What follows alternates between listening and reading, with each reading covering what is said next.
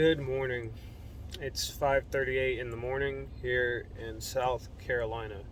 Today I want to make a video concerning a good starting point when you're using shielded metal arc welding, when you're using welding rods. Um, I learned this content from a person called Redbeard. They're on YouTube. He has some pretty good content, so you should check him out. But long story short, a lot of guys, and like that was one of the things I had a problem with when I first started welding stick, was like, what's a good starting amperage? You know, how do I set my machine right? Because the settings of your machine, it plays a super important role. You can be the best welder ever, but if your machine isn't set right, your weld's not going to turn out right.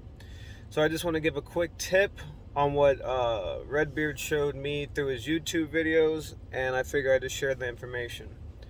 So say you have a 1/8 welding rod. We'll just use 7018 for an example. Say you have a 1/8 7018 welding rod.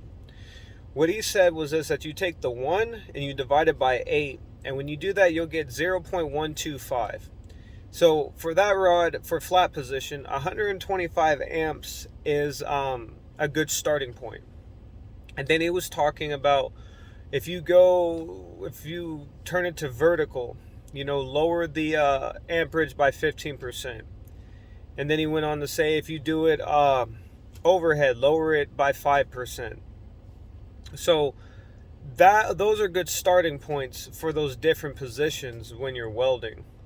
So and that applies, any rod. Just take the diameter of the rod, take the numerator divided by the denominator, and you will get the starting amperage, a good starting point amperage to start the rod at. So I hope this helps you out. If you have any questions or concerns, feel free to contact me. Feel free to DM me. We're here to help. Thank you. You have a good day.